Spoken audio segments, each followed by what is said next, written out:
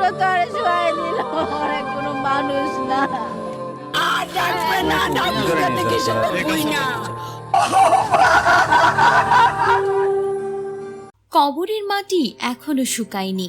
স্বামীর শোকে সেই কাদামাটিতেই গড়াগড়ি খাচ্ছেন স্ত্রী লাকি আক্তার। বারবার মূর্ছা যাচ্ছেন, আবার প্রলাপ বকছেন। এ যেন হৃদয় স্পর্শী শোকের মাতম।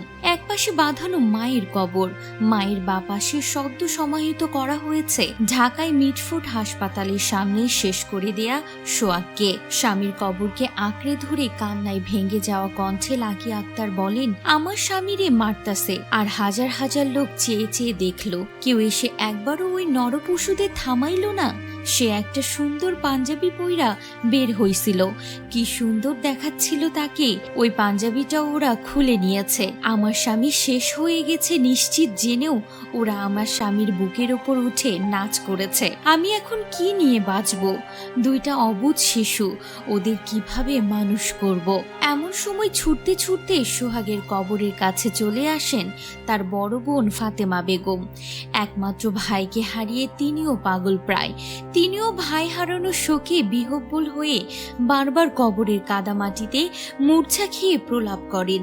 তিনি বলেন, আমাদের দুই বোনের একটা ছোট ভাই, কি সুন্দর নুরানি চেহারা। সবার ভাই থাকবে আর আমার ভাইকে দেখবো না? আল্লাহ, আমার ভাইরে যারা মারছে হের বিচার করো। গতকাল শুক্রবার সকাল 10টায় বরগুনা ঢোলুয়া ইউনিয়নের ইসলামপুর এলাকায় বদলগাছিয়া গ্রামে মামার বাড়িতে মায়ের কবরের পাশে সমাহিত করা হয় সোহাগকে। তবে তার পরিবারে চলছে শোকের মাতম। তার স্ত্রীর কান্নার আহাজারি থামছেই না। স্বামীর কবরের কাছে বারবার ছুটে আসছেন আর কান্নায় ভেঙে পড়ছেন। আল্লাহ তাআলা যেন তাদের এই শোক কাটিয়ে ওঠার তৌফিক দান করেন। আমিন।